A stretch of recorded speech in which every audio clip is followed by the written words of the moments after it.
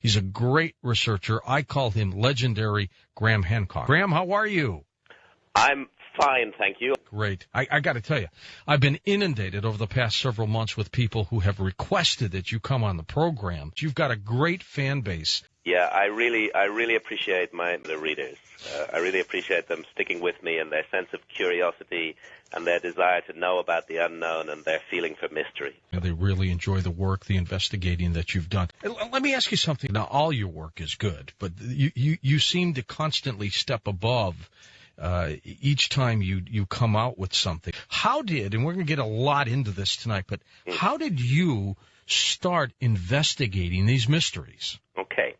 Well, it's a long story in a way. As my readers will know, I have spent 10 years intensively examining the possibility of a lost civilization. Was there a great civilization, perhaps around 12,000 years ago, that was wiped out in the cataclysms that marked the end of the last ice age, but that left us some legacy of knowledge? And I've explored this idea in a series of books. The best-known book was Fingerprints of the Gods back in 1995. I have taken this exploration further still. And for many years, what has interested me enormously is the question of human origins. What on earth are we? What are we human beings? Why are we here on this planet? Is there a reason at all that we're here on this planet? What are we doing? Do we have some kind of special destiny? Why, although we are genetically astonishingly close to the apes, to chimpanzees and gorillas, just 1.2% difference in the DNA, why is our behavior so completely and utterly different from the behavior of the apes? Why do we have religion and spirituality and symbolism? I wanted to explore all of this. As I started to investigate the subject, I quite quickly found where I really needed to focus, because the story of the human career, if you follow the anthropologists and the scientists, is a 6 million year story, starting from the last common ancestor with the chimpanzee. But frankly, for 99% of that 6 million years, it's an incredibly boring story. Nothing happens. Slow anatomical evolution until our ancestors begin to look like us. But the behavior is just unbelievably dull.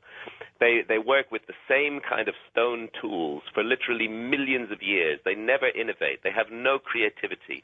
Even when they start to look exactly like us, even when the human brain size is identical to ours, which is about 200,000 years ago, this boring, uncreative, dull-witted, lacking in innovation, this kind of dull behavior just continues. And it continues all the way down to really the very recent past, just 40,000 years ago. And then suddenly, it's as though a light has been turned on in the human brain all around the world. And really, it all seems to happen at once. And we see the most extraordinary evidence that a new kind of creature is on the planet. That creature looks just the same as he'd looked for the last 140,000 years since we became anatomically modern 200,000 years ago. He looks the same, but his behavior is totally different. And we see the great cave art of Europe introduced around 35,000 years ago. Fantastic works of art. Picasso, when he went into Lascaux Cave, came out and said, "We have invented nothing." Those ancient artists were far ahead of the artists of today. And we see this rock art appearing all over the world, not only in Europe, but in southern Africa, in Australia, in Asia, anywhere you care to look, in North America too. This extraordinary art appears, and at the same time, our ancestors become innovative and creative. We see dramatic changes in their hunting strategies. They become much more efficient. They become really sharp. And they believe in life after death. We know that because they bury grave goods with the dead. Clearly they believe that the soul continues on a journey after this life, something that they never thought of before. But only with this new brain, only with this new type of person did they start doing that, right? That's right. It's like a new type of person has appeared, and yet the person looks identical to the person that had already been on the planet for tens of thousands of years. So something changed, something happened to our consciousness, something altered the way we look at reality and altered the way that we behave, and that change changed everything. It set us on the road to modern mankind. It was the single most crucial evolutionary step in the entire story of the human career, and it happened less than 40,000 years ago. So that's where I decided quite quickly that I needed to focus this investigation on. I needed to understand why that radical change took place and how it could possibly be explained. And that set the scene for the investigation that I explore in Supernatural. Graham, do you think that change was biological, in that there perhaps was already a ticking clock within that person, that human being, and then all of a sudden, the alarm went off, and so this new person came out? Well, I think that it's clear that the human brain had already evolved to its modern capacity, size, and structure by 200,000 years ago. There were no further physical changes in the brain. What happened as I say, that was 200,000 years ago. Another 160,000 years had to pass, and that's an awfully long time. Another 160,000 years had to pass before that already established brain started behaving in the way that we expect human beings to behave. So some dramatic incident affected human consciousness, some dramatic incident or experience which rapidly spread all around the world. And I think I know what that incident or experience was, and I go into this in great depth in the book. Well, you had said earlier, what on earth are we? And another question could very well be, what not on earth are we? Well, yes, this is a point, and perhaps we'll come to it later in the interview. Yeah. Because in this dramatic explosion of consciousness, we must seek for explanations. We must try to understand why it happened. And it is one of the explanations for why it happened was provided by the Nobel Prize winner Francis Crick, following on from his work on DNA. Astonishingly, although Francis Crick was the ultimate mainstream scientist, indeed he defines what the mainstream is, Francis Crick did not believe that our DNA had evolved on this planet. But I'll just plant that thought with you at the moment. Sure. And perhaps we'll come back to it later on.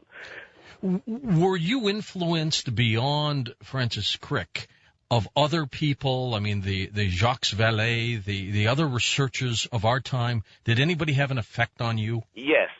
Jacques Vallée's work was very important, and the reason that Jacques Vallée's work was so important was because Jacques Vallée noticed the astonishing similarities between modern accounts of abductions by aliens and much more ancient medieval, particularly medieval European accounts of fairies and elves and abductions by beings of that sort. Now, I came to this because as part of my research, I had to work with shamans all over the world, and shamans often take hallucinogenic drugs, plant hallucinogens, to enter altered states of consciousness, where they then encounter beings that they believe are spirits, and these beings give them teachings about how to heal the sick in their society very often. And often the information is absolutely hard and solid, useful information, which leads to the shamans mixing up combinations of plants that really do contain powerful medicinal effects. Now, what I found was that these spirits that shamans encounter, and we'll perhaps come on to the fact that I myself have encountered them in altered states of consciousness, that these spirits very closely resemble the beings that modern humans call aliens. The whole idea of an alien abduction, of a person being drawn up, perhaps on a beam of light into the sky, or climbing up a thread of light into the sky and entering a spaceship, and they're small beings with triangular heart-shaped faces and dark eyes, do strange experiments on them and stick needles into them and put implants into their skin. Astonishingly, exactly the same experiences are had by shamans in the Amazon, shamans in the deserts of South Africa, shamans in Australia. But they don't call them aliens, they call them spirits. So what's happening is that the human race, we human beings, are having extraordinary experiences that we interpret through the framework of our own culture. But the experiences are all the same all over the world.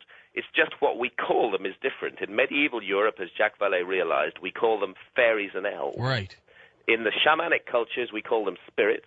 And in North America and Britain today, people who've had the experience of being abducted on what they think are UFOs call them aliens. But maybe the answer is not any one of those things. The first thing we have to realize is that there's a unique, common, shared human experience. And I believe it was that experience 35,000 or 40,000 years ago that switched on that light in the head of the human race. I think it was contact with these supernatural beings, with the experiences that one can only have in altered states of consciousness, that led to the dramatic change in human behavior. And that's why the subtitle of my book, the title is Supernatural, but the subtitle is Meetings with the Ancient Teachers of Mankind. And it seems, Graham, that these ancient teachers, and I'm talking thousands of years ago, into the area of Jesus and that time period and onward, all seem to have, is exactly what you just said, similarities of events that have occurred through this altered state of mind. See, this is the astonishing thing. We human beings have difficulty enough. If you get 10 people together in a room and ask them to witness an event, you're going to get 10, slightly different descriptions of what happened. If you're lucky. If you're lucky. Yeah. We have great difficulty on agreeing on things that actually take place in the so-called real world right in front of our eyes. And the mystery is that human beings from all the different cultures on this planet, wherever they come from, whatever their personal background, and even far back in the past from the reports that have come down to us, once they enter an altered state of consciousness, we could call it a shamanic state of consciousness. And it isn't only hallucinogenic drugs like ayahuasca in the Amazon that can achieve this effect. There are other physical techniques such as rhythmic dancing all night long that achieve this effect. What the mystery is that then the experiences had in altered states of consciousness are defined by most scientists as illusions, as fantasies, as non-real. But the mystery is that humans everywhere, all over the world, all see the same thing and agree on what they've seen and even meet the same beings who have the same messages for them. Now, for me, this is a gigantic mystery of the human condition, and this is where I focused my investigation in Supernatural. And I assume you have to try to battle within yourself, Graham, to decide if it's a physical thing of the brain or if it's something else. Well, the conclusion that I've come to, and again we'll come to it later, is that even if it is a physical thing of the brain, then we have to explain why this extraordinary library of images and interactive experiences is programmed into all our brains. Why would evolution do that? And why would it make those experiences only available to us in altered states of consciousness? When we're in those altered states, we're absolutely useless in the physical world. A Stone Age man in an altered state of consciousness, seeing visions, could have been eaten up by a saber-toothed tiger any minute, and he wouldn't have been able to do anything about it. So why did evolution select for we humans to have these extraordinary images and experiences programmed into all our brains and passed down from generation to generation? That is almost as big a mystery, if not a bigger mystery, than the possibility that spirit worlds are in fact real and can be accessed by all of us in altered states of consciousness. We have to explain these shared, universal, non-real experiences. And whatever explanation we come to, the answer is completely and utterly astonishing. And why did it wait so long? And why did it wait so long? Well, I think that there's an element of chance in this. There are many plants that grow around our planet which shamans know a great deal about, which, when ingested, produce the altered state of consciousness in which these visions become available. I think that there are certain human beings, and I think the figure is around 2%, statistical work has been done on this, who can fall into an altered state of consciousness spontaneously. But my suggestion is those people had as little impact on their society 60, 70,000 years ago as UFO abductees have on our society today, that those individuals were probably marginalized and not listened to. True. But that at a certain moment, our ancestors stumbled across these shamanic plants. Perhaps they first ate them thinking that they were food. Then the plants unleashed these astonishing experiences. And remember, these plants have evolved alongside us. the plants unleashed these astonishing experiences and resulted in a kind of critical mass of consciousness change taking place in human society, and that this happened around 40,000 years ago, and very quickly those cultures that had not encountered such plants learnt about them and totally changed the way they behaved. Stay with us, Graham. We'll be back in a moment. Fascinating. The work is called Supernatural, Meetings with the Ancient Teachers of Mankind.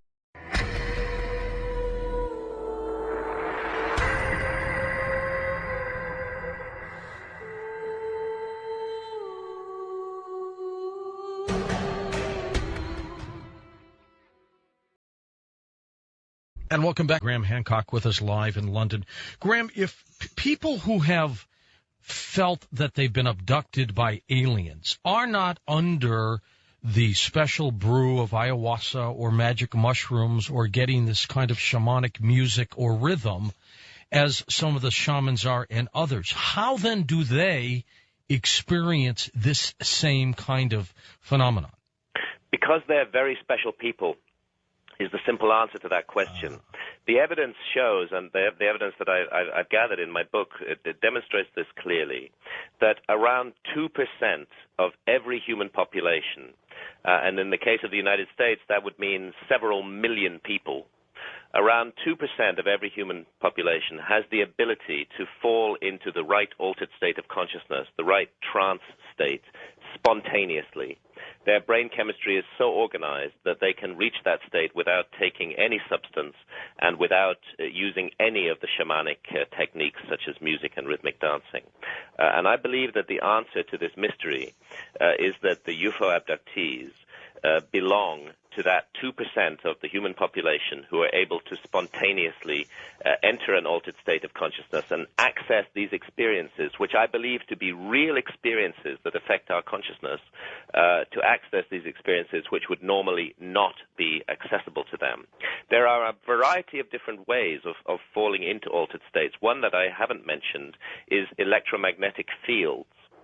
It's been well established that intense electromagnetic fields directed at the human brain can induce exactly the same kind of shamanic altered state of consciousness and again give access to these experiences. And sometimes when you have large numbers of people in one place seeing the same extraordinary and inexplicable beings and events, it may be because they've all been subjected to the same electromagnetic field, and this can often be released in areas of high seismic activity during earthquakes, for example. So it's as though in our evolution on this planet, we've found every possible way to enter these altered states. Clearly, these altered states are very, very, very important to us. And in my view, the experience that UFO abductees have and continue to report is an experience of enormous importance, which is fundamental to us in understanding the human condition. And it is a tragedy that our society, the Western society today, both in America and in Britain, has become so materialistic, so tied down to material reality, to things that can be weighed and measured and counted, that we take everything so literally that our scientists are unwilling to consider the possibility that what these millions of UFO abductees are reporting may in fact be real in some way that those scientists do not understand. Because the experience affects our consciousness, primarily our consciousness, it is often very difficult to find real-world evidence for it, and that allows scientists to dismiss and ridicule these experiences. I believe they're making a terrible mistake, and I've devoted a large chunk of my new book to explaining why.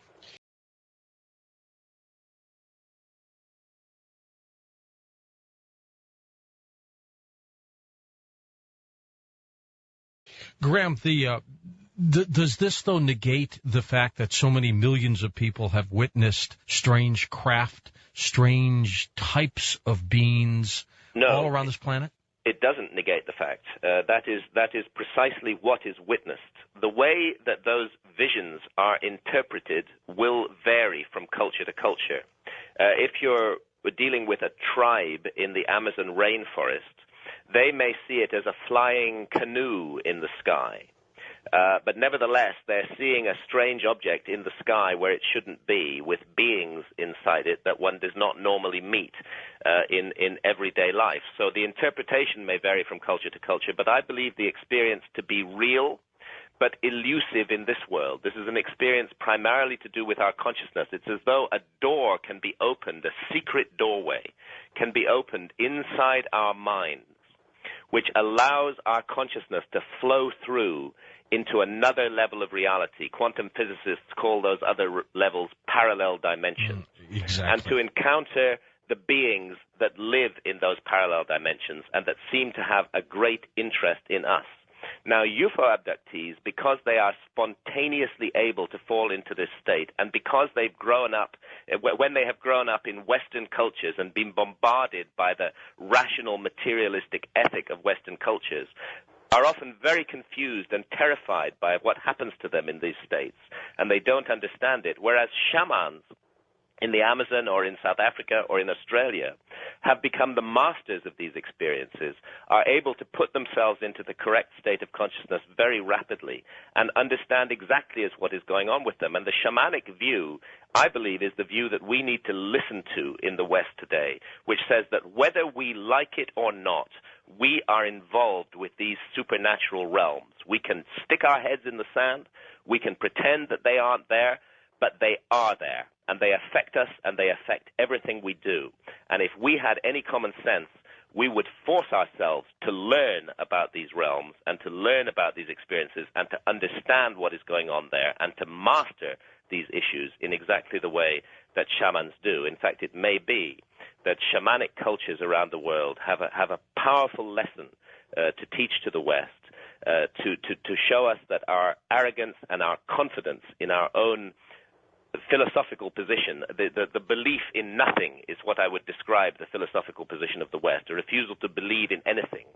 Shamans can teach us that that is wrong, that it's a mistake, and that it may even be holding us back in our evolution. And the shamans in our culture are the UFO abductees. They are the spontaneous trancers who can access these experiences. And what do? We ridicule and revile them. We don't realize that they're a precious asset for us.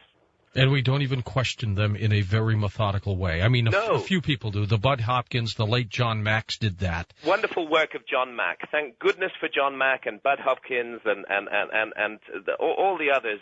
David Jacobs, for example, working in this field. John Carpenter used to do this. John Carpenter, fantastic work. Who've been willing to set aside scientific prejudice and just talk to the human beings who've had these experiences, and to record their experiences and to begin to understand what's going on. And it's from the work of men like David Jacobs and John Mack, Bud Hopkins and others, that we come to understand that this experience is a universal experience. It's a worldwide experience. People all over the world have it, and our science has utterly failed to explain it. Instead of explaining it, it ridicules it and laughs at it. What a mistake. Perfect time, Graham, for us to chat about your type of experience in the Amazon and why you even did this. Well, you see, my background is as a journalist. I used to be, as you mentioned in the intro to the show, I used to be a reporter. I worked for major newspapers. I was the East Africa correspondent of The Economist. Mm-hmm. And my position as a professional and as a journalist has always been that if I'm going to write about something, I must, as far as possible, experience it myself. Why should I waste my reader's time with pure speculation? I have to put myself into the situation I'm describing. I have to experience what I'm describing. And what I'm describing in this book is the experiences that people have in altered states of consciousness and how these experiences have dramatically and radically affected the course of human evolution and human history. And as I've mentioned, shamans down the ages have developed many different techniques for entering altered states of consciousness. First off, you could be one of the 2% who can enter altered states spontaneously. Unfortunately, I'm not one of those 2%. I do not enter altered states spontaneously. I could have entered the correct altered state by doing rhythmic dancing for 24 hours until my nose starts to bleed. But that's not for me either. No. I'm not good at rhythmic dancing. I could starve myself for 40 days. I could plunge hooks through my skin like they do in the Sundance of the Lakota Indians in the United States. All of these things, all of these techniques produce the state of consciousness that gives us access to other realms. But the most widespread technique throughout the world that shamans use is the cultivation of certain very special plants. And these plants contain what our scientists call hallucinogenic substances. And again, our scientists tend to dismiss their importance. And these plants put us into the correct altered state. So I decided that what I needed to do to have the experiences that I was going to be writing about was, first of all, to go to the Amazon rainforest. And I went there and I spent 5 weeks there with different shamans throughout the Amazon, drinking a substance called ayahuasca. Now, in the United States, and let's state this very clearly at the outset, ayahuasca is an illegal drug. Ayahuasca is a Schedule I drug. You drink that drug in the United States, and you get caught, you're going to go to prison and have a very bad experience, because our society is engaged in a war on consciousness. Our society does not believe that people have the right to explore their own consciousness, although I can't understand why, because if our consciousness, if we do not have sovereignty over our own consciousness, then we have sovereignty over nothing, and we might as well forget the great issue of living in a democracy. We are not free if we're not free to choose what to do with our consciousness. And should this beverage be taken under the guise of a shaman? Yes, I believe absolutely that the ayahuasca beverage must be drunk under the guidance of a shaman, and that's why I went to the Amazon to drink it. These are very powerful substances. The experiences that one has on them can be extremely disturbing, and it's very important to be in the company of an individual or individuals who've been there before and who know what's going on. Mm-hmm. And this substance is an astonishing mixture of 2 different plants. There are 80,000 different species of plants and trees in the Amazon.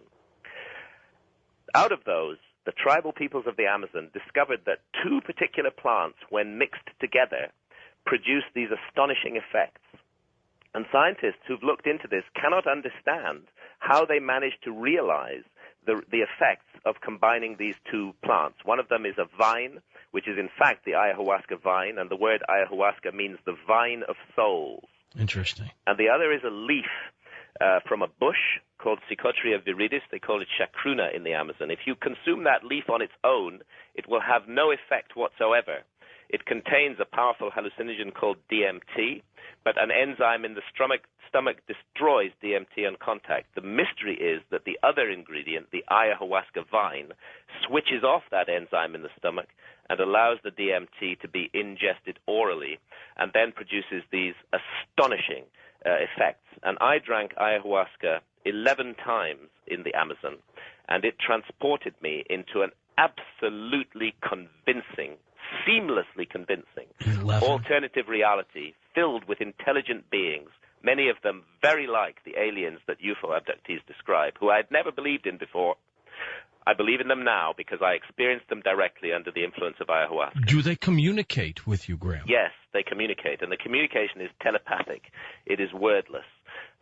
You sense that it's rather like, I'll tell you what it's like. It's like going for the first time to a country you've never been to before, where they speak a different language from you. And you meet a person in that country, and that person has something very important to tell you, and you need to hear what that person's got to say, but you don't know the rules of communication yet. You're a stranger in a strange land, and that's what I felt like with my first ayahuasca visions, that I had to learn a whole new code of communication and contact in these altered states of consciousness.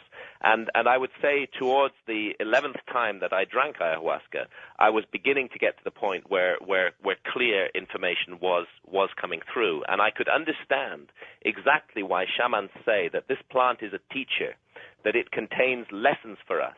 It passes valuable and vital information to us, not only about the healing properties of plants, but also about our own personalities and what we need to do to better and improve ourselves as human beings. All of this is part of the ayahuasca experience as well. And although we in our culture despise and revile drugs, I need to emphasize that not all drugs are the same. And in fact, ayahuasca has been used very successfully in getting people who are addicted to hard drugs, to dangerous, dreadful drugs like heroin and cocaine. It's been very successful in getting people off their addiction without withdrawal symptoms.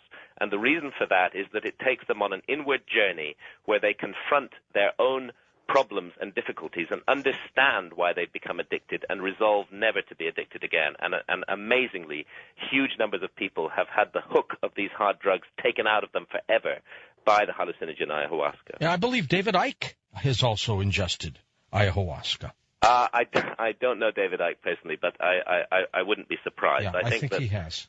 I think that this is a very important experience, and what I would emphasize again is that the place to have this experience, if possible, is in the Amazon. I would not urge anybody to get hold of the ingredients of ayahuasca and mix it up in their own room. They may have a very frightening and disturbing experience. They may get the dose completely wrong.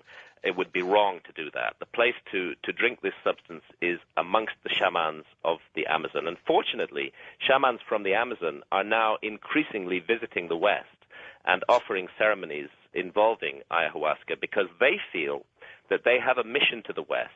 They feel that the spiritual sickness of the West is destroying the world, that we need to reconnect with spirit realms. We need to shake up our consciousness and understand what we're doing to the planet, what we're doing to the Amazon rainforest. And so the shamans of that area feel that they have something vital to teach us, and I think they're right. This ingesting of the brew, does it perhaps go beyond what's in the consciousness and maybe open up a portal to those other dimensions that are out there? So I believe that's exactly what it does. You know, the scientists are presently investing billions of dollars in the largest scientific instrument on the planet, the Large Hadron Collider in Switzerland. And the purpose for that is to use this world's science to explore parallel universes. Quantum physicists are already convinced parallel universes exist, but they don't know how to get into them. Maybe the answer has been much simpler all along than multi-billion-dollar gigantic machines. Maybe the answer has been known by shamans for at least the last 35,000 years. Maybe it's to do with this fantastic instrument inside our own brains that we only use a tiny proportion of today. Maybe it's a matter of retuning the receiver wavelength of the brain to allow us to pick up other realities that are definitely real, but that are not normally accessible to us in a normal, alert, problem-solving state of consciousness of the kind that our society presently values. Graham, when people remote view, are they doing something like this? They are indeed doing something like this. Remote viewing, I believe, involves first a journey into the alternate world, the parallel world, the other world. And in that other world, all things become known, all things become visible. One anthropologist who worked in the Amazon drinking ayahuasca with shamans, rather as I did, during one ayahuasca session was approached by the shaman, and the shaman said to him, "I have something really sad to tell you. Your grandmother has died." His grandmother was in New York City. 4 days later, he got the message that on exactly that night, his grandmother had died. The shaman had made an out-of-body journey, and that journey had taken him to New York, and he had seen the death of this woman. So that is remote viewing, happening under the influence of an experienced ayahuasca practitioner and attested to and reported by an accredited anthropologist. You know, it's interesting. Our CIA for years conducted clandestine mine work, trying to do remote viewing, trying to do a number of things. When they very simply could have used this kind of technique, they might have gotten it right away. Absolutely. That's what's so important about this kind of technique, is that it is repeatable and to a certain extent controllable. And in fact, experiments can be done with these substances in scientific labs, although the environment is not very nice. Nevertheless, the possibility is there, and we'll get on later on to discussing the extraordinary work of Dr. Rick Strassman at the University of New Mexico, who received the first federally funded approval to conduct experiments with dimethyltryptamine and human volunteers for 20 years. For 20 years, all scientific work with hallucinogens had been banned. And in the early 1990s, Rick Strassman got permission to go ahead and run DMT tests with human volunteers. And the results that he got, the astonishing results that he got from exploring altered states of consciousness in a systematic way, really do shake up our view of reality. And they certainly shook up his view of reality. We'll be back. We'll talk about that. We'll also talk a little bit more about, of course, Francis Crick and some of his thoughts. As you mentioned, I'm very fascinated to find out why he believes that something from outside somewhere had an effect on this planet. We'll be back.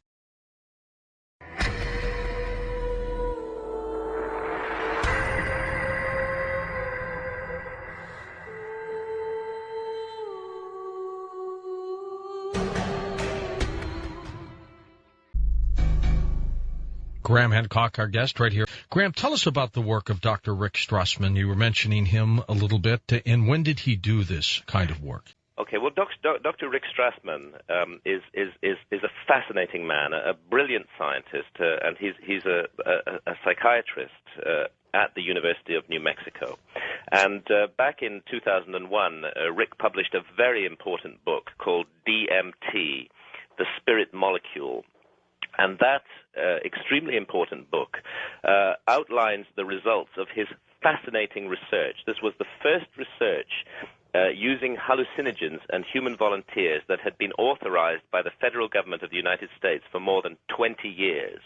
And Rick started this research in the 1990s and finished it in the late 1990s, using hundreds of volunteers and administering to them the powerful short-acting hallucinogen DMT, which is also the principal ingredient of the ayahuasca brew in the Amazon. Now, in the Amazon, because it's mixed with another plant, the effects last much longer. They last 2 to 3 hours, whereas DMT given in pure form, as Rick Strassman did at the University of New Mexico with his volunteers, produces an extremely powerful out-of-body journey into another realm that lasts only about 20 minutes, and then full normal consciousness returns. Now, Rick's project was, first of all, to discover whether there was any therapeutic value to DMT. But, of course, in our society, we define the notion of therapeutic value very narrowly. As Rick started to administer this substance to his volunteers, he began to notice, as he compiled their reports over a period of years, that all of them, even though they didn't actually know each other very often and had no shared or common background, that all of them seemed to be reporting meeting the same beings in their altered state of consciousness. Isn't that something? The same ones. The same ones with in the same extraordinary settings, and that these beings seem to want to communicate with them and communicate information to them. But even more intriguing, 80% of the volunteers reported experiences that were absolutely identical to the experiences that are reported by UFO abductees, by people who believe they've been abducted by aliens on board UFOs.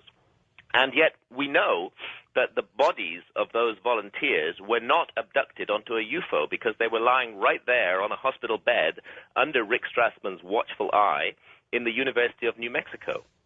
But their consciousness, as they reported it, seemed to take on a body of its own, and that consciousness body then traveled into the other realm and met these extraordinary beings. And many of the same things that the beings are reported to do to alien abductees, such as putting implants into their bodies, doing strange experiments on them, interfering with their reproductive system, manipulating their DNA. These experiences were all reported by Rick Strassman's volunteers. Now, skeptics might say, well, the obvious answer to this is that those volunteers had been reading the tabloid press, and they simply regurgitated from their imagination the imagery that's already out there in the culture. But Rick Strassman has a complete answer to that. And that is that other experiments using DMT were done in the early 1950s with human volunteers in Europe. At that time, although there had been some UFO sightings, nobody in the world was reporting abductions by aliens. And yet, those human volunteers who were given DMT back in the 1950s did report exactly the same experiences that we now record as alien abductions. Small beings with triangular heart-shaped faces and large dark eyes, abducting them up to some strange space in the sky and conducting painful experiments on them. So what becomes clear from Rick Strassman's work is that the reason this imagery is in our culture in the first place is because it has been derived from altered states of consciousness. Now, here's the intriguing thing that Rick has established. The pineal gland in the human brain produces DMT. the powerful hallucinogen. We actually make it in our own body. And I think as you get older, that production slows down. Yes, it can slow down. It's particularly active in younger people. But what Rick suggested, to cut a long story short, is that that 2% of the population who spontaneously fall into trance and have the alien abduction experience may do so because their brains have overproduced DMT and changed their consciousness, retuned the receiver wavelengths of their brain, and allowed them access to the other realm. It's very important to emphasize that Rick Strassman is not a reductionist. He doesn't reduce this to just brain chemistry. He believes that what is happening is that, or what may be happening, is that we need to understand the brain as a receiver, rather like a television receiver. And for most of us, that television receiver is tuned into channel normal all the time. And actually, we do need to be tuned into channel normal, at least most of the time, in order to function in the daily world. Otherwise, we would become dysfunctional. And one can see why evolution has set the receiver wavelength of our brain on the particular channel appropriate to life on this planet. But that what happens when we take a substance like DMT, or when our own brains overproduce it, or when we use other shamanic techniques to enter altered states of consciousness, is that the receiver wavelength of the brain is altered, and we pick up, well, Rick calls it channel DMT, where real beings, utterly real reality that is not accessible to us in ordinary states of consciousness, suddenly does become accessible to us. So he was suggesting that these experiences are absolutely real, but that our very materialistic science cannot get to grips with it because it is only accessible in certain states of consciousness. And those states of consciousness may be mediated by DMT, and that it cannot be an accident that our evolution has given us this potential. Evolution gives us nothing unless it's useful. And it therefore suggests that these altered states of consciousness are incredibly useful to the human species. And indeed, to come back to the theme of my book, I do argue that the extraordinary before and after event that took place in human prehistory around 40,000 years ago, when a light was suddenly switched on in our heads all around the world, precisely had to do with our discovery of altered states of consciousness, which gave us access to these other realms and to the vital information that is available to us in those realms. Did Strassman change gears when you said that he initially started to test for therapeutic use of DMT? Did he ultimately change his entire study to undertake what happened to the mind? Yes, in a sense, that was forced upon him by the reports of the volunteers themselves. Within the rather narrow framework that the West defines therapeutic value, he could find no therapeutic value for DMT. But what he did find was that it seemed to open a doorway inside our minds that lead us through into another dimension, and that these experiences are extraordinary and mysterious and desperately need to be researched. But precisely because he couldn't pin down in the narrow Western frame a specific therapeutic value from those experiences, he was in fact unable to continue with his research. And he wrapped up his research towards the end of the 1990s, and then published the results in his book DMT, the Spirit Molecule. And those results caused Rick Strassman to change his own view of reality. He is now absolutely convinced, as I am, that reality is much more complicated than we imagine, and that the very small part of reality that we normally relate to, like an iceberg, the tip of the iceberg is above the surface, but 9/10 of it is below the surface. 9/10 of reality may be below the surface of our normal everyday consciousness, but it may be vitally important for us to find ways to access that other 9/10 of reality below the surface, and that's what altered states of consciousness appears to allow us to do. Graham, can we assume that through this altered state, where all these people witnessed the same thing, that these beings that they found in either other dimensions via this portal, that they indeed do look like the Greys then that so many people have talked about, that they do physically have the long arms, the big heads, and they have the big black eyes? That does seem to be the case. Let me tell you something astonishing. There are even paintings of those beings in the painted caves of Europe going back 35,000 years. Oh, my.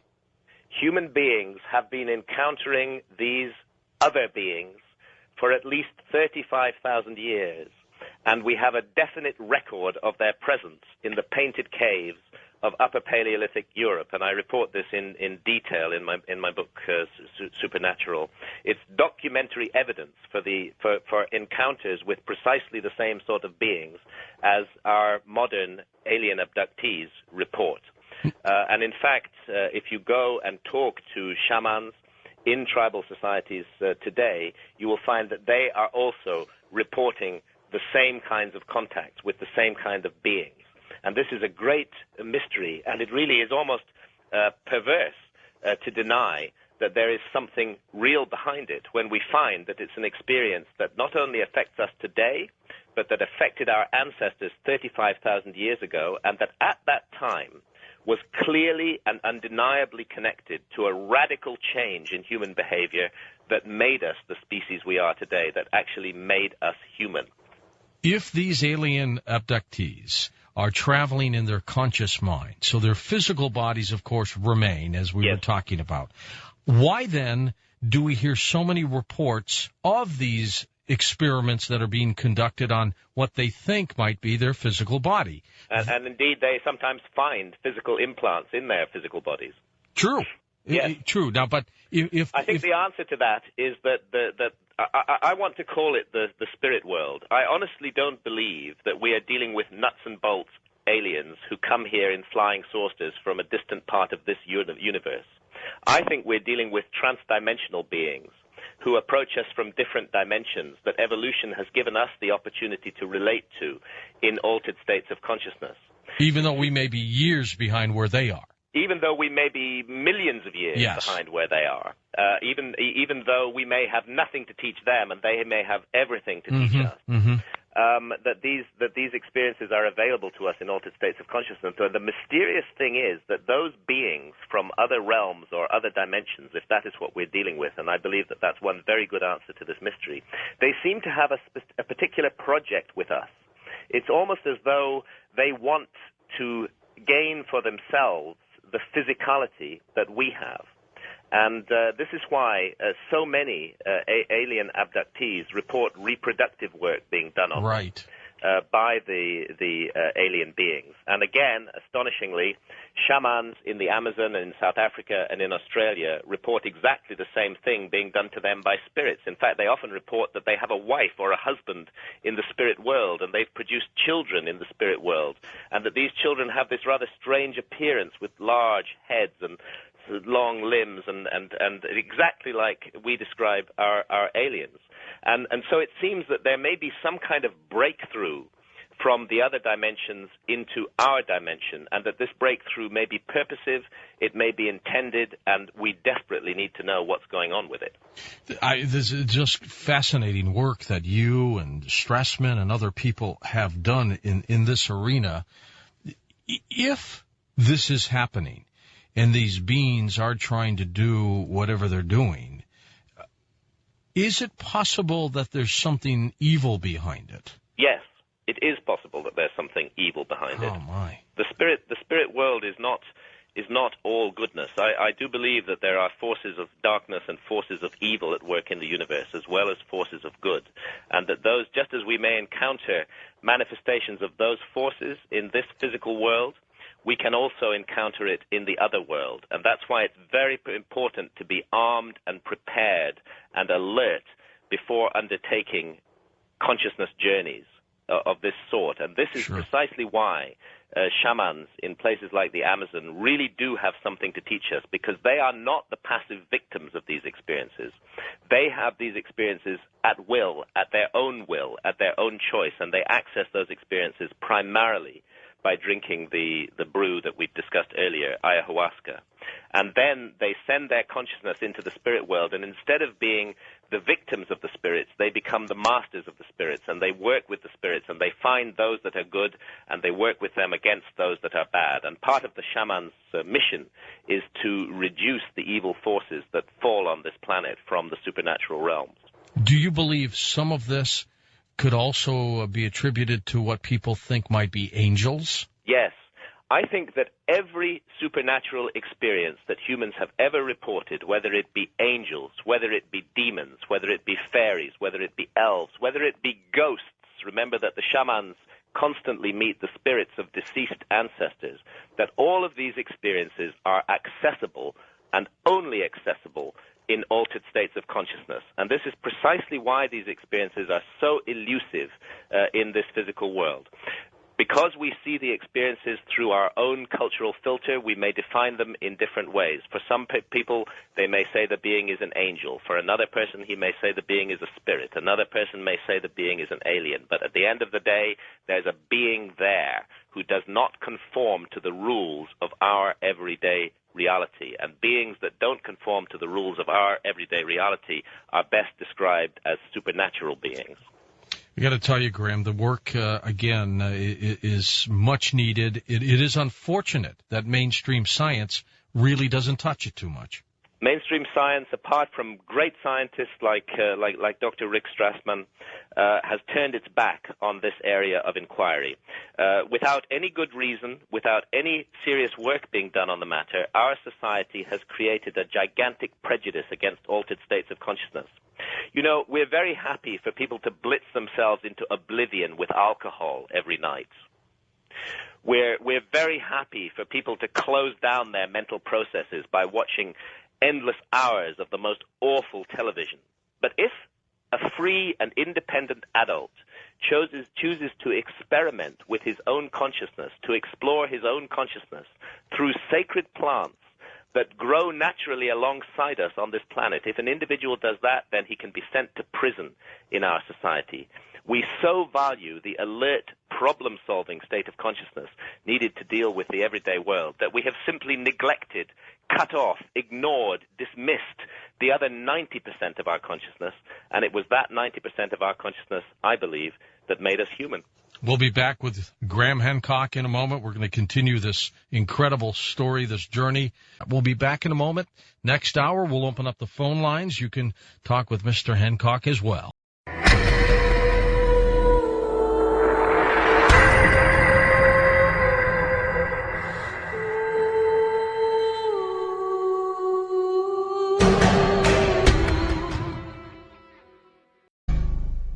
And welcome back with Graham Hancock, our guest. Graham, let's talk a bit, if we can, about Francis Crick. And you really sparked my interest when you talked about the ability to see the dead. So we'll get into that as well. Now Crick wins the Nobel Prize for his work of structure of DNA. Some have said that he himself might have been in a altered state. Yes, this information astonishingly came out just 8 days after Crick's death. He had suppressed it during his life, and he threatened to sue any newspaper that published it. But he admitted that the information was true. In the early 1950s, when Francis Crick discovered the double helix structure of DNA, he regularly consumed LSD. LSD at that time was completely legal, and Crick felt that it enhanced his mental and creative powers. He took low doses of LSD virtually every week, and he admitted that it was under the influence of LSD in a visionary state that he first saw the double helix form, and it is that vision that enabled him to crack the code of DNA, and it's on the basis of that vision that he won the Nobel Prize. And he, in fact, is one amongst many scientists who have received vital information of a scientific nature in altered states of consciousness. So that's the first remarkable thing about Crick, the Nobel Prize winner, the ultimate mainstream scientist, that Crick saw the structure of DNA, the double helix structure, under the influence of LSD. But there's more. Our scientists today are absolutely, most of them, are absolutely against the idea of any kind of intelligent design in the universe. They dismiss it utterly as a new ploy of creationism. They laugh at it. They ridicule it. They just despise the idea. And yet the greatest scientist, one of the greatest scientists of the 20th century, Francis Crick himself, did not believe that the DNA molecule had evolved on this planet. And believe me, as a scientist, Francis Crick was far beyond those scientists who now dismiss intelligent design. And let's mention that one more time, because that's probably one of the most critical things of Crick's entire career, I think. He did not believe that the DNA here came from this planet, or its origin was here. Okay. That's right. He didn't. And he published a book, in fact, in 1981, called Life Itself, which outlines this theory. And he came to the theory entirely on scientific grounds. Looking at the DNA molecule with its fantastic double helix structure and its ability to code for the construction of cells and proteins, in fact, its ability to form beings of all kinds as we know them, that this interaction between the double helix molecule of DNA and the proteins, in his view, was far too complicated to have just emerged by accident out of some kind of hypothetical primeval soup on planet Earth. Believe it or not, that's what most scientists claim, and I think those scientists are giving us a fairy story. They claim that the DNA molecule somehow just developed accidentally from different chemicals bumping against each other on the early Earth.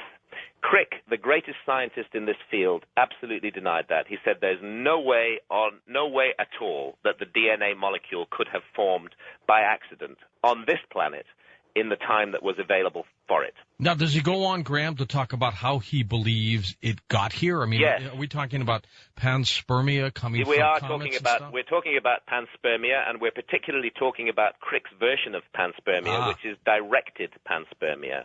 Crick didn't subscribe to the view that the molecules of life are just carried randomly through the universe on comets and asteroids and bump into planets and start life.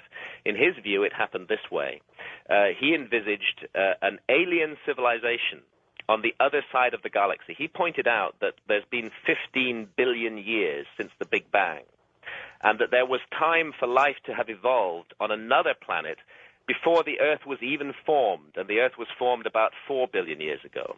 And his suggestion was that life evolved on another distant planet, and eventually, after billions of years, it produced a highly intelligent creature. And that highly intelligent creature developed a technology that was far in excess of anything we have today. And they realized, and remember, this is Crick, Francis Crick, the Nobel Prize winner, saying this, not me. They realized that their culture was doomed, that perhaps there was going to be a supernova explosion in the vicinity, and that they would all be wiped out, and that there was no way that they could physically escape from it. And he suggests that what they did was they took the most resilient life forms on their planet, containing the DNA of their planet, bacteria, which can survive in any environment, that they packed them into huge spacecraft.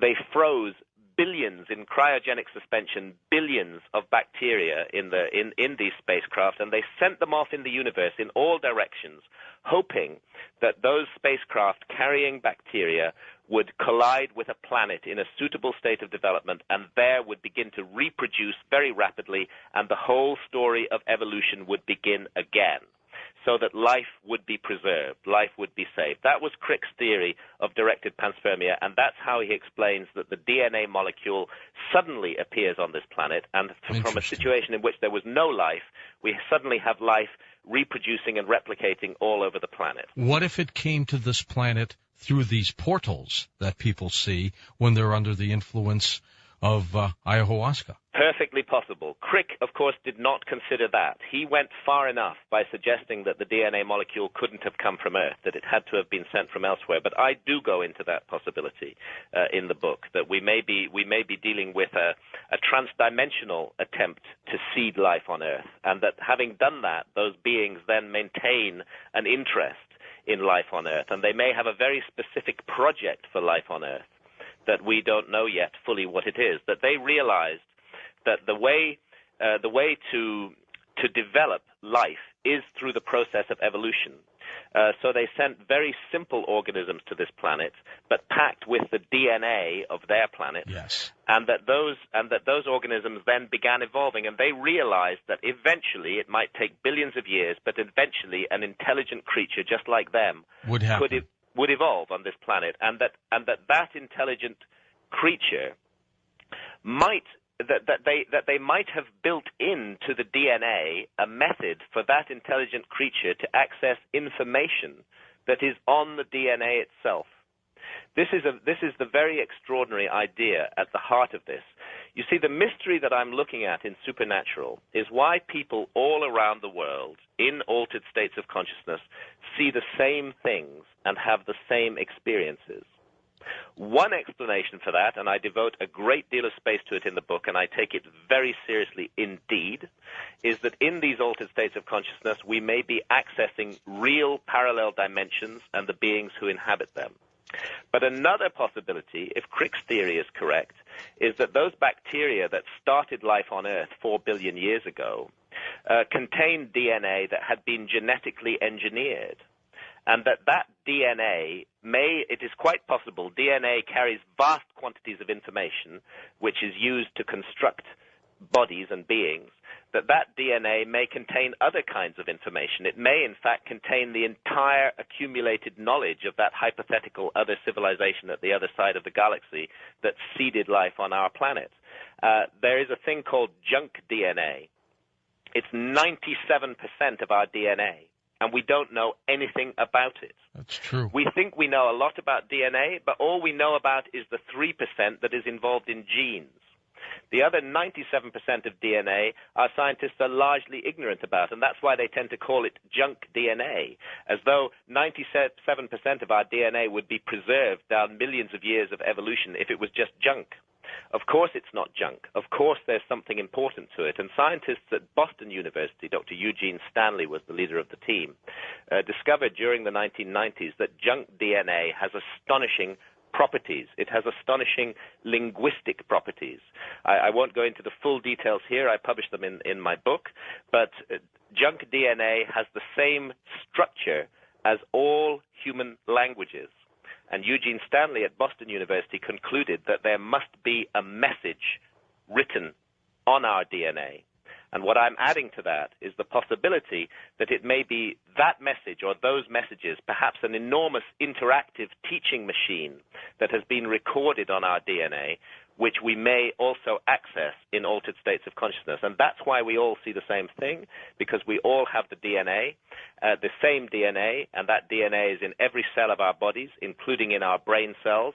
And perhaps a mechanism had been devised billions of years ago to enable us to access hard information on our own DNA, which can reveal to us the secrets of why we are really here. That is the other possibility that I take very seriously in my book and explore very seriously. I don't take a dogmatic position. I'm not saying definitely it's because there are parallel universes and real spirits, and I'm not saying definitely it's because there's an interactive message recorded on our DNA. But what I'm saying is that the evidence seems to suggest that it is one or the other of those extraordinary possibilities. Either we enter altered states of consciousness and open a secret doorway inside our own minds that leads us through to other dimensions that are real but not normally accessible to us, or it's a secret chamber inside our own minds, a hall of records, a chamber of archives that we are able to enter in altered states of consciousness,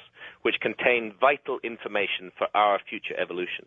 What if, as you read in the Bible, the wording of fallen angels all has to do with this entry through this portal as well? Is that possible?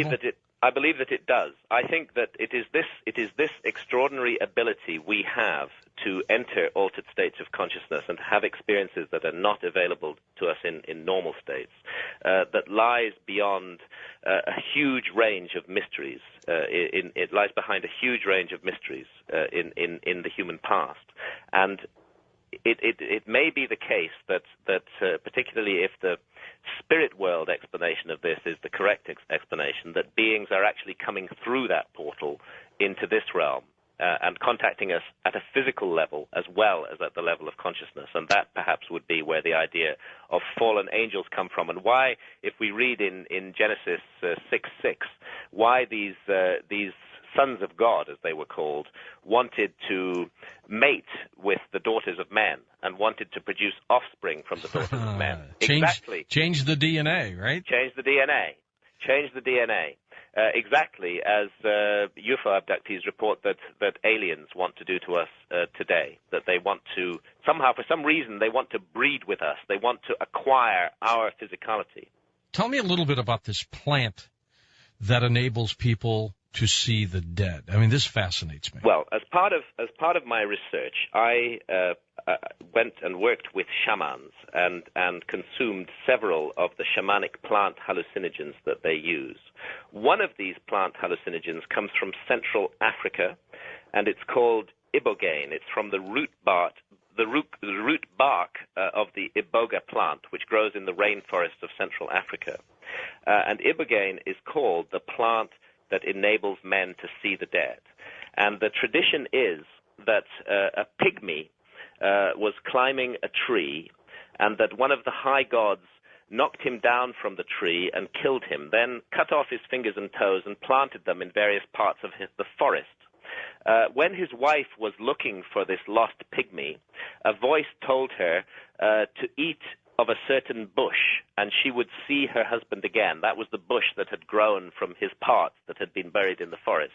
And when she ate of the bush, she met her husband. And this is now the center of a religious system in Central Africa. It's called the Bwiti religion, where tens of thousands of people consume ibogaine in order specifically to contact and meet their own ancestors and to learn vital information from them, to enter the spirit realm into which they believe our soul's journey after death, and to gain regular access to that spirit realm. And I myself have consumed ibogaine.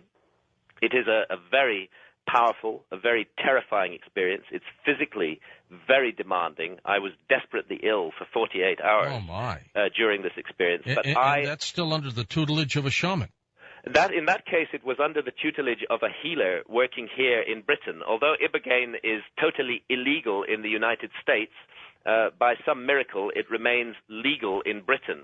And just as I mentioned that ayahuasca has been used successfully to get drug addicts off hard drugs like heroin and cocaine, so also ibogaine has been used to the same effect here in Britain. And we have a number of healers who are administering it to drug addicts. Now, I'm not a drug addict, and I've never touched heroin or cocaine in my life, and I never intend to do so. But fortunately, some of these healers are also prepared to administer ibogaine for the purposes of consciousness exploration.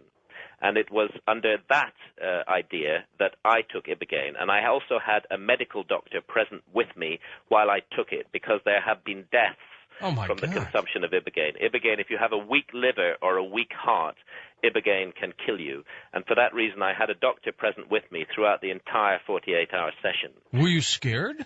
I was very scared. I was very scared by what it did to me physically. I felt like my body had been broken and torn apart. Would you ever take it again? I would, but I would do so with some fear and caution. The experience itself was so interesting and so instructive. I learned a great deal about myself. I did encounter ghosts. I had the sense of a crowd of ghosts standing around the couch on which I was lying during this experience, and one amongst them seemed to be the ghost of my father, who had recently died, and who I miss terribly and desperately. He didn't actually come to communicate with me in that vision, but I sensed his presence there, and I sensed that some important transaction had passed between us, which made it better somehow, made the fact of his loss, made it easier for me to deal with the fact of his loss. Are they aware, Graham, that you have entered that altered state as much as you're aware of their presence? Are they aware of yours? Absolutely. This is universally reported, not only in my own experience, but by many others who have taken these shamanic plants, that the beings and the ancestors and the ghosts and spirits that we encounter in that other realm are indeed aware of us. They can see us all the time, but in normal consciousness, we can't see them. We have to find the ways to put our consciousness onto the plane that they are on, and then we become aware of them as well. But they're already there. They're already waiting for us.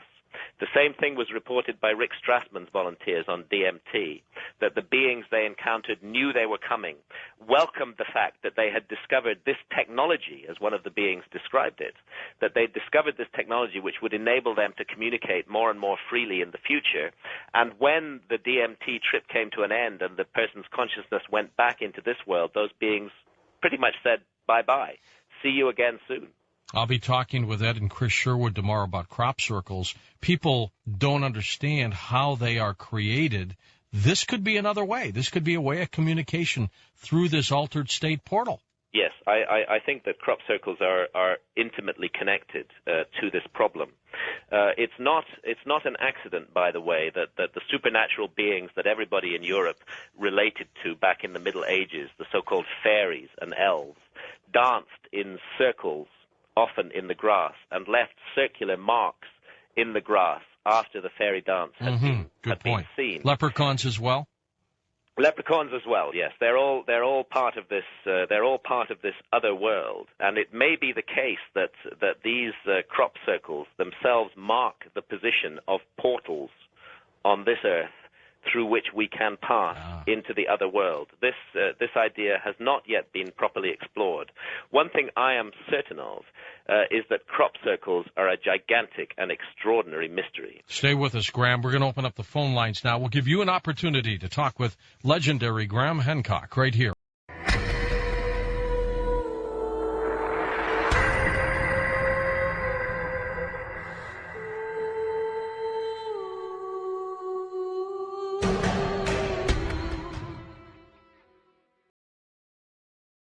Okay, it's phone time with our guest, Graham Hancock, who's live in London.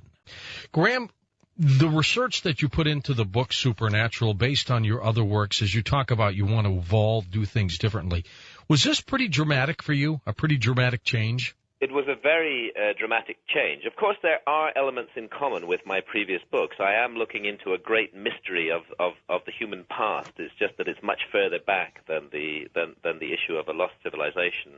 But as I got deeper and deeper into this investigation, I found that it did have a truly dramatic effect on me and on the way that I look at reality and on my approach towards the mystery of life. I'd always felt anyway that life is an extraordinary mystery, but the experiences that I have been through researching Supernatural and the information that I have gathered has convinced me that is the case. Our lives are deeply mysterious, and we only understand a tiny fraction of what is going on. The tools are available for us to understand more, but for some reason in Western society we've turned our backs completely on such techniques, and those are the techniques that are used by shamans all over the world and that have been used by shamans for tens of thousands of years. Do you know of or have ever heard of anything happening to a shaman in one of these altered states? Yes. Sometimes bad things can happen to shamans, and that would happen if they encounter and get into a conflict with a negative or evil spiritual being. Almost like an exorcism, isn't it? Almost. Well, in some ways it's different, because in the case of an exorcism, you have an individual in this world who is possessed by a spirit from the other world. In the case of shamans, they are sending their spirits from this world into the other world. So the balance of power changes. The shaman is much more in control of the situation. The shaman is not possessed. In fact, he is very often in a position to give orders to spirits and to instruct the spirits as to what to do. But sometimes it can go wrong, and there have been disastrous effects. And as a matter of fact, during one shamanic initiation that I witnessed in South Africa, I saw a healthy man in his mid-40s die. Oh, my God. And that happened, they said, because the spirits had taken his soul. He just dropped dead on the spot. To the phones we go. Let's go to our wild card line. You are on the air with us. Hello there. Good evening. Hi. George, Graham, thanks for taking my call. Sure. George, real quick, in the movie Contact, if you replace the huge falling apparatus that Jodie Foster sat in with her taking a hit of DMT, the movie makes more sense. True. You're absolutely right. And George, next time Major Ed Dames claims that he's looking for a repeatable target to remote view the alien, ask Ed to remote view the DMT molecule. Mr. Graham, I've got all your books. I love your work. I'm a big fan. Thank you. Thank you. I wanted to ask you if you've heard of Terence McKenna's video Alien Dreamtime. Yes, and of course I've heard and know a great deal about Terence McKenna and the late, great, wonderful Terence McKenna. That man was a gift to this planet, and sadly he was taken from us prematurely by a brain tumor. Sure. Terence McKenna did extraordinary work, and I do report on his work in Supernatural.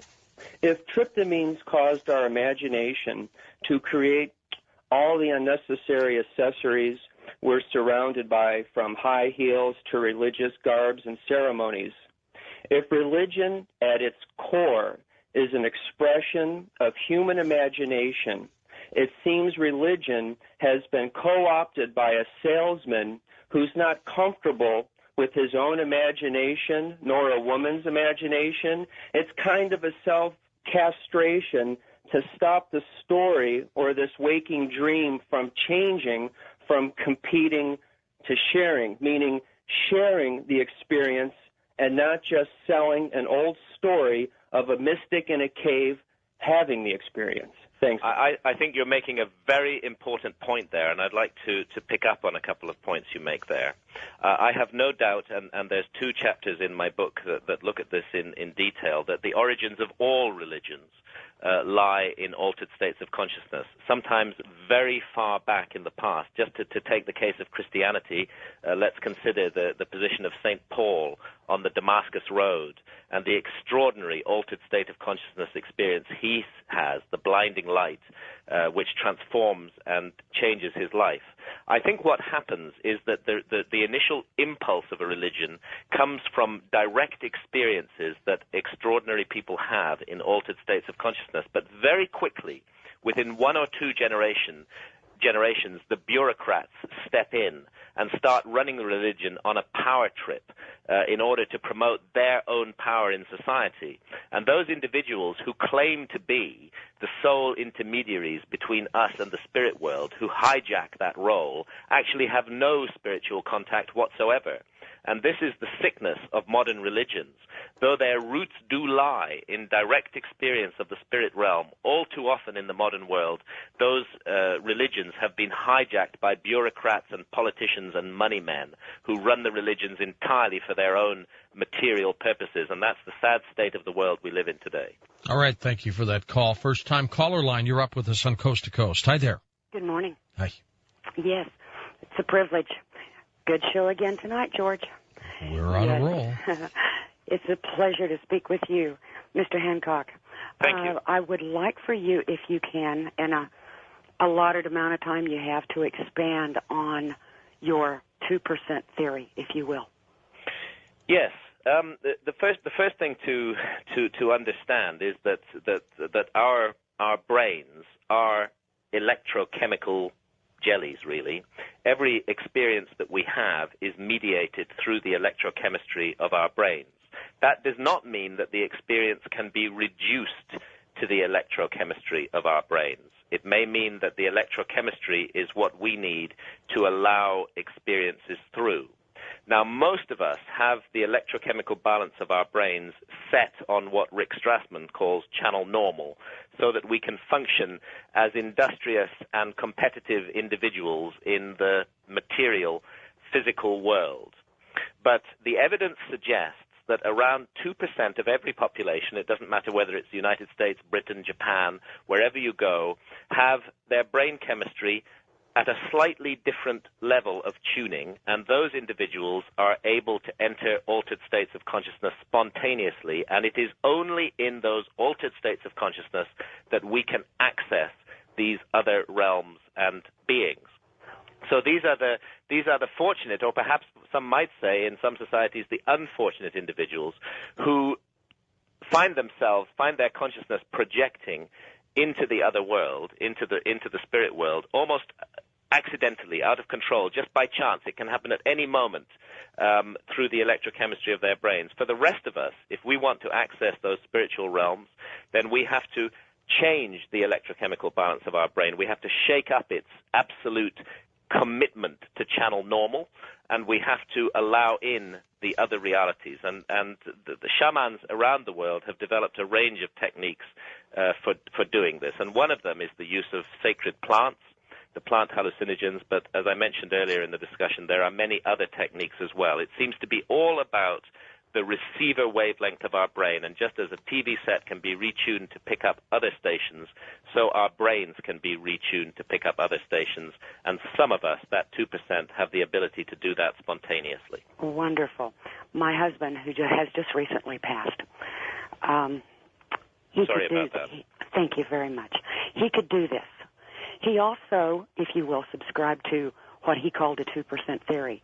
Yes. He said, along with this, that those people who could spontaneously go into an altered state of consciousness, that those very possibly had been on the wheel much, much longer. My husband was a Taoist. Much, much longer than perhaps the rest of us. And that was a contributing factor as to why we could do that. He also had an interesting theory concerning what our scientists call junk DNA. He said that those were all memories. Yes. Because sounds very close to my work in a number of areas. Wonderful. That just it's confirmation for me, especially confirmation from him. Thank you. But he also said that he would often tell me he died of an illness, and during his times whenever he could sit and visit with me, he would tell me about being on a planet that was dying. Mm-hmm. And he was preparing to leave. And that was of an ancient memory. Yes. That he had. Yes. And tonight it is almost like you were speaking with him and he was speaking with you the whole night. I'm so pleased to hear you say that. Thank you very much indeed. I think we're touching on the edge of a tremendous mystery here, and that it's beholden on all of us to explore that mystery, as your husband clearly did, rather than to simply ignore it, as so many scientists and skeptics want us to do. You know, Graham, I tried to get Jacques Vallée on the program several months ago, and he just doesn't want to talk anymore. Whatever has happened to him in his career, he just wants to put it all behind him now, and it's frustrating and puzzling to me. Yes, I find it puzzling too, because Jacques Vallée, in his now unfortunately out-of-print book, Passport to Magonia, did fantastic breakthrough work comparing the beings that were called fairies and elves in medieval Europe and the beings that we call aliens today, and showing absolutely that they are the same beings. And to that I've added the spirits that shamans communicate with. But for some reason, having made that astonishing breakthrough and put it into the public consciousness back in 1969, Jacques Vallée really never returned to this earlier inquiry. There were some compilations of his work which touched on it again, but he never went into it again in depth and in detail. Perhaps he learned something that frightened him, or something that was scary, that made him feel that he wouldn't go further. Perhaps he suffered such a hostile and negative reaction from the down-to-earth, literalist, materialist scientific community that it was just too difficult. I don't know. We can only speculate on that. It would be great if Jacques Vallée himself would speak on the matter. But the wonderful thing that he did was he put a new idea into our culture, and that idea is still there, and it's possible to explore it and develop it further. And that's one of the things that I decided to do in Supernatural, was to take that inquiry that he let go of in 1969 and to add to it all the new evidence that has become available since then, and the results really are astonishing. But I want to pay tribute to Jacques Vallée and to the wonderful work that he did, and I wish some publisher would put his book back into print. East of the Rockies, welcome to Coast to Coast. Hi there. Hi, this is Michael in Norfolk, Virginia. Sure, Michael. Dr. Hancock, you mentioned the work of Rick Strassman. Yes. And also Francis Crick. Yeah. And we, of course, know that special legal or legislative kinds of dispensations had to be provided to Rick Strassman to do his research. That's right. And that brings up a great question with regard to the whole progress of science in this area and its relationship to legislation. Mm-hmm. Our host, George Norrie, has been one of the bravest men in America in regards to a subject of dealing with our own recognized and accepted shamans here in the United States, the shamans of the pharmaceutical industries, the big pharmaceuticals. Yes. Now, what this audience needs to know, and I'd like to know how this relates to your work in Great Britain, mm-hmm. but what this audience needs to know at times like this, when we have a Supreme Court justice who's nominated to become, we have a man who's nominated to enter the Supreme Court and become 11.11% of the voting power of the third branch of government in the United States. Why should we not, as an audience and as Americans, be bombarding our senators and especially the Judiciary Committee at this time on critical questions like what we are hearing a lot of rumors about, mandatory flu vaccinations and its relationship to the next nominee? Because here's the issue.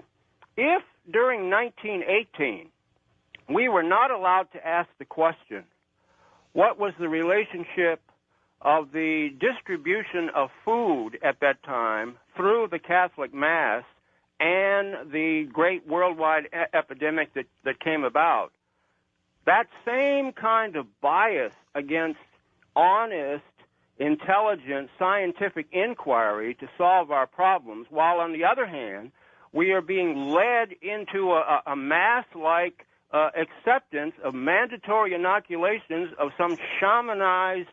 We are being led into the abyss. I wouldn't call the representatives of Big Pharma shamans. I would call them merchants of death. They're opposite shamans. They're not shamans at all. They're merchants of death. But you're touching on a very interesting point because government has got itself involved in our societies in the control of individual consciousness. We have actually legislated about what experiences people may and may not have with their consciousness. And if people choose to have experiences with their consciousness that go against that legislation, then they can be sent to prison. At the same time, our big pharmaceutical companies are pushing psychiatric drugs like Prozac and Seroxat onto the mass of the population. Millions of people are taking these drugs and having their minds numbed as a result. And this is the same system of government that will put us into prison if we experiment with our consciousness with plant hallucinogens that have been in use in human society for tens of thousands of years. It's clear that there are vested interests involved in this situation and that our societies, through our governments, are seeking to take complete control of the consciousness of the population. This is a very insidious, very dangerous situation. It reminds me of the Spanish Inquisition, and I think Big Pharma is leading us down the road to perdition. And you know what? It's been going on since the beginning of mankind. They've always tried to put their thumb on top of people. Yeah, they don't want people to have direct experiences. Every experience must be controlled through bureaucracies and big power organizations and the money men. And most of us have been so brainwashed by the propaganda that surrounds these issues that we don't even think it's a problem anymore. It's a huge problem. It's a gigantic problem. We need to take control again of our own consciousness. If we do not own and control our own consciousness, then we own nothing. It's an extraordinary invasion of human rights that adults are not allowed to experiment with their own consciousness with shamanic plants that have been in use by human beings and have been producing beneficial effects for tens of thousands of years. Instead, we have a climate of fear and dishonesty and false propaganda surrounding these substances, and that is connected to the interests of the big pharmaceutical companies. Stay with us. We'll be back with final questions with our special guest tonight, the legendary Graham Hancock.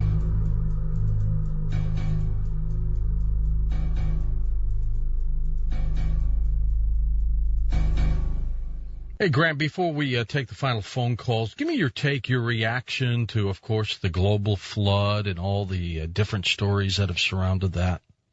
Well, that goes back to an earlier phase of my work, particularly to Fingerprints of the Gods and my last book on the lost civilization subject, which is called Underworld. I don't think it's any mystery that we have a universal myth of a flood, that all cultures, almost all cultures at any rate, remember a great flood that destroyed a great civilization, because at the end of the Ice Age, 12,500 years ago, there were precisely such floods, devastating floods, and sea level rose by more than 400 feet, and 10 million square miles of the best land on Earth was swallowed up by the sea at that time. I think these are memories of real events. Okay, back to the phones we go. Before we do, yes, can I just mention again, because I know we'll be in a rush at the end of the show, I am giving 2 lectures in the United States, one on the 12th of November, one on the 17th of November, and details of those lectures are on my website, www.grahamhancock.com, on the Supernatural page.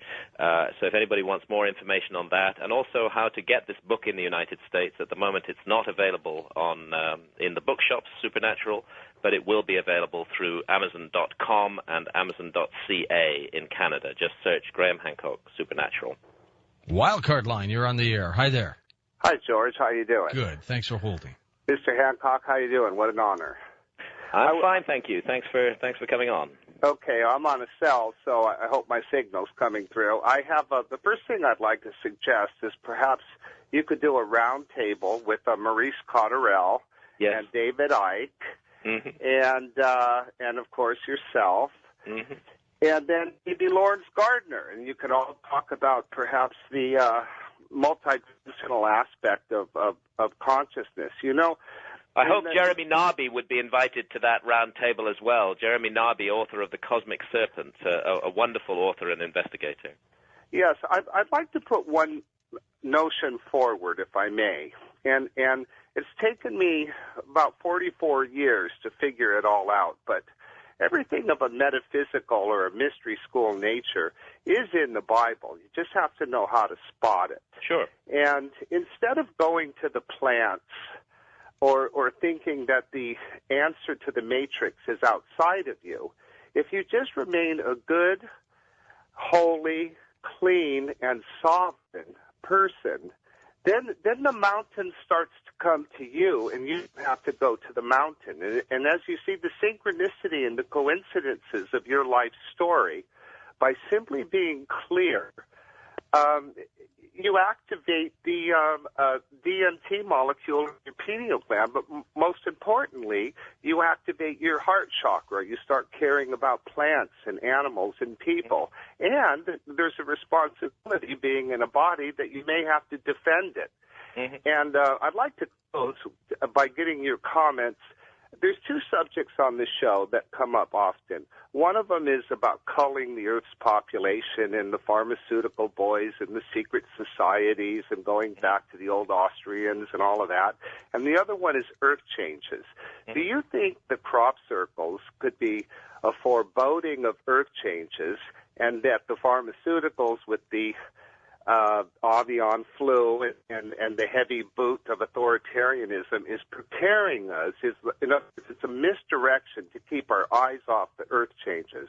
And thank you for listening to all that. Well, just to pick up your point, all I know for sure is that our civilization is marching blindfold into the abyss right now. We need a big change to be made in our own consciousness and in the way that we approach our lives and in the way that our societies function. We have to take back control of our own societies and stop this juggernaut that is destroying the world. So if there are to be earth changes, it may well be that those earth changes will come through human darkness and human folly and human ignorance. You're going through a metamorphosis, Graham, aren't you? Yes. I can tell. Well, in just the years I've talked to you, I can tell. Yeah. You're right. East of the Rockies, welcome to Coast to Coast. You're on the air with us. Hi there. Hello. Yes, sir. Go ahead. Hi, George. This is Joseph in Harrisburg, PA. Joseph, thank you. Hi, Mr. Hancock. Hello there. I would like to touch on the UFO thing, if I could. Sure. Do you believe then it's all within the mind, and what anyone has ever seen is not real or physical? No. I believe that what is seen is real, but I also believe that we see it through our consciousness, just as we see everything else through our consciousness. It is real. We just have to change the level of tuning of our consciousness in order to access these absolutely real experiences. Every experience we have, even eating a potato, involves our brains and our minds. What we have to do is take our focus off the mundane and everyday and material and physical aspect of life and refocus our consciousness on other aspects of life below the level that is normally accessed by normal consciousness, or rather above that level. So no, I believe that these experiences are real, but that if we want to access them in a systematic manner, then we need to use altered states of consciousness in order to do that. We will not access them in normal, everyday, alert, problem-solving consciousness, and if we try to do so, we will fail. Well, but what I'm saying is if I experienced a UFO sighting, I could physically touch it? Yes, your consciousness could touch it, because it seems that our consciousness, once out of the body, takes on a body of its own. Well, and it could touch you. When I was a teenager, I had several UFO sightings, and they were as real as seeing an airplane in the sky. I believe you saw something real. I believe you were privileged to see something real that most people in a normal state of consciousness cannot see. I absolutely agree with you. I think these experiences are real. I think we need to redefine our understanding of reality. We have to stop thinking that the only real things are things that exist in this material, physical dimension. There may be other dimensions which we can gain access to, which are also real and which we do not fully understand. And I think UFOs are one manifestation of that crossover between other dimensions and this dimensions, but both of the dimensions are real. Well, what I was trying to say was that the experiences that I had, and others were with me when I experienced them, they were of this realm. They were of the physical realm. They weren't something... How can you be sure that they didn't simply manifest in this physical realm, but come from another realm? Are you saying that they were generated by this realm, the same realm that makes potatoes and motor cars, or are you saying perhaps that they came from another realm and projected into this realm? No, they're as real as the potato and the automobiles. I'm not denying their reality, but are you saying that they're something just produced by the Earth, this physical Earth, and that there's nothing else beyond this physical Earth? What is your belief on that? Do you believe? No, I'm saying they came from somewhere else. They were a UFO from somewhere else, not here. But they not were here, physical. Exactly. Now, how do you know where that somewhere else is, or what that somewhere else is? Could it be that that somewhere else is another dimension rather than another planet in this physical universe? Oh, I don't know what dimension they may have come from. All I'm saying is that they presented a physical presence. I agree with you on that. In front of me. There's massive evidence for the presentation of a physical presence in this universe of beings and objects from other dimensions, and I do report that evidence in my book. I'm not arguing with you about the reality of these experiences. I'm only arguing about the techniques that we need to use in order to access these experiences. And you were lucky enough at that moment to be able to access these experiences. All right, good. Thanks for the call. Appreciate it. Let's move on. West of the Rockies, welcome to Coast to Coast. You're on the air with us. Hi there. Hi. Yeah, go ahead. April from Cincinnati. Mm-hmm. Was wondering if Mr. Hancock. Oh, good morning. Sorry. Speak up. Hi. Good morning. Speak up, April. What do you know about receiving names from beings in an astral plane after having an abduction of some kind? Receiving what from beings? Sorry. Names. Names. Yes. Many shamans who enter the other world, just as UFO abductees enter the other world in their experiences, are given another name in the other realm. It's extremely common for a shaman in an altered state of consciousness to return from his out-of-body journey and report that he has been given a new name by the spirits who he encountered, and that this new name is a vital and important part of his identity. And in fact, in the story of Ibogaine that is told by the Pygmies in Central Africa, the individual involved in that also receives a new name from the spirit world. So I think there's something very much in common between these experiences that you're reporting with UFO abductees. Wow.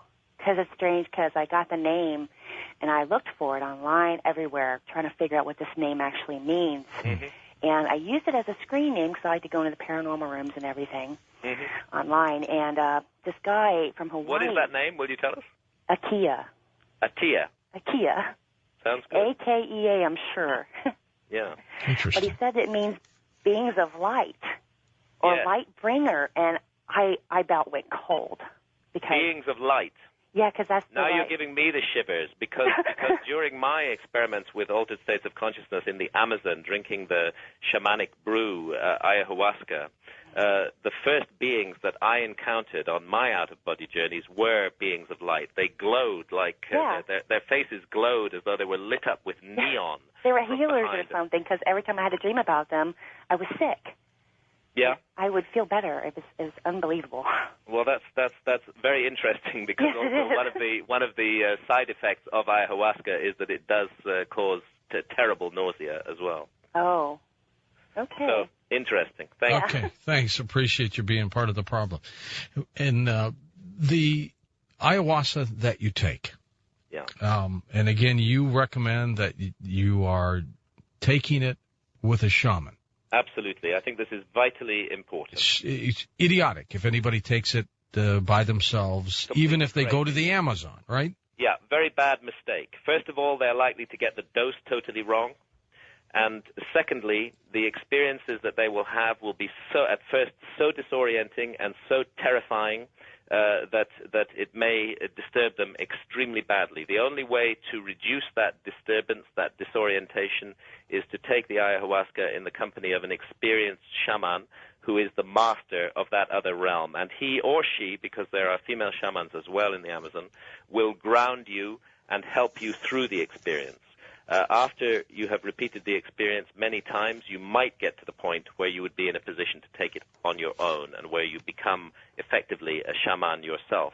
But for beginners with ayahuasca, it's vitally important to take the substance with the shamans who know what they're doing. And I should add that throughout the Amazon region, whether we're talking about Peru or Brazil or Ecuador, the consumption of ayahuasca is protected under laws of religious freedom. This substance is not illegal in those countries. It is totally legal because they believe that it is a substance that provides access for our consciousness to the spirit realms. They believe that it's a religious issue, and they believe that every individual has the right of religious freedom. So fortunately, in those countries in the Amazon, these substances are not illegal. And taking them illegally in our countries also adds to the terror and the discomfort of the experience. So all in all, I would urge nobody to take this substance unguided. The best place to take it, if it's possible to put together the funds, is to go to the Amazon and take it there. And there you will find shamans who are willing to work with you and feel indeed that they have a mission to work with people from the West to reintroduce us to the spiritual realms that we have cut ourselves off from. What does it do to your dreams later? Anything? There's a curious interaction with dreams, and I have revisited these realms in dreams, and sometimes when I'm lying at the edge of sleep, the characteristic visions of ayahuasca begin to impinge on my mind, and I sense that I'm slipping over again into that other realm. So it did make a permanent change, I would say, in my consciousness, but a permanent and very positive change, and one that I welcome and believe has been of great value to me. Let's go to our first-time caller line. Where are you calling from? Hi there. Mr. George Lloyd. Hi, good morning. Hi. I'm from New Jersey, but I'm in upstate New York right now. I'm in Hudson making a delivery. I'm going to make it quick because there's a lot of background noise. I'm loading the trailer. Yes. First of all, thank you for taking my call. I'm a new listener. I'm a truck driver, so you helped me to stay awake at night because it's a pretty boring ride up to Mid-Hudson. You're welcome. I just wanted to say to Mr. Hancock, I have one of your books. My girlfriend introduced me to your writings, your research. We have Fingerprints of the Gods. But the one thing that bothers me, and I don't mean to be disrespectful, but the one of the things that bothers me about European or researchers, people who are who don't acknowledge that they have African descent, you tend to refer to Africans as pygmies. There is no section in Africa called pygmy. I'm just wondering why it is. I mean, I know there are many different tribes. Well, I'm sorry. There are pygmies in Central Africa, and they are highly dignified people with their own culture and their own ancient history, and they do refer to themselves also as pygmies. It's just a general word in the language. They happen to be very small, but they happen to have preserved a precious gift of knowledge for human culture. To use the word does not mean that I'm putting them down, especially when it's a word that they use themselves. It just means that that's the word that is used. My emphasis is not on the stature of these people, but on their astonishing intellect, their amazing culture, their incredible knowledge of the rainforest in which they live, and the gifts that they have to give to Western civilization. So please don't believe that I'm putting the pygmy cultures down. Far from it. I think that they're amongst the most wonderful and extraordinary cultures on this planet. Well said, Graham. All details of this are on my website, grahamhancock.com, on the page called Supernatural. Graham, in 30 seconds, by being in this altered state, do they also have the ability to prophesize the future? Yes. There is profound evidence of that, of future events being foreseen by shamans. And again, I do go into this in places in the book, and this is, again, something else that tells me that there's an area of human experience here that we in the West have neglected for far too long, and that we need to rediscover. It may have vital implications for the future of the human race. We can't turn our back on it any longer. Graham, always a pleasure to talk with you, my friend. Thank you. Thank you very much indeed. It's been lovely to talk to you and your callers.